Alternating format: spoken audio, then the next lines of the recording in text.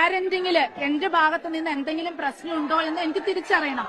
അപ്പൊ ആ തിരിച്ചറിയുന്നതിന് വേണ്ടിയാണ് ഞങ്ങൾ കൗൺസിലിങ്ങിന് ബുക്ക് ചെയ്തിരിക്കുന്നത്. ഈ കുട്ടി ഇടയ്ക്ക് ഇങ്ങനെ ഭീഷണിപ്പെടുത്താറുണ്ട്. അർജുൻ വീട്ടുകാര് പറഞ്ഞാണ്, ഞാൻ പറഞ്ഞ കാര്യമല്ല. അന്ന് മരിച്ചു കിടക്കുന്ന സമയത്ത് ആ സ്ത്രീ പറഞ്ഞു കരയുന്ന കാര്യങ്ങളാണ്. വാതിലടച്ച് ഭീഷണിപ്പെടുത്താറുണ്ട്. ഞാൻ അതുപോലെയാണെന്നാ വിചാരിച്ചത്. പക്ഷെ വാതിൽ തുറന്നു നോക്കുമ്പോഴേക്കും അവൻ സൂയിസൈഡ് ചെയ്തിരിക്കുകയാണെന്നാണ് പറഞ്ഞത്. ഗ്രൂപ്പ് കുട്ടികളാണ് ചെയ്തിരിക്കുന്നത്. അപ്പൊ എല്ലാ കുട്ടികൾക്കും അതിനെക്കുറിച്ച് ഒരു ബോധ്യം ഉണ്ടാവുന്നതിന് വേണ്ടിയിട്ടാണ് ക്ലാസ് ടീച്ചർ ഗ്രൂപ്പായിട്ട് അങ്ങനെ പറഞ്ഞത്. ക്ലാസ്സിൽ സൈബർ സെല്ലിന് പരാതി കൊടുക്കുമെന്നാണ് പറയുന്നത്. സൈബർ സെല്ലിൽ പരാതി കൊടുക്കുമെന്നല്ല പറയുന്നത്.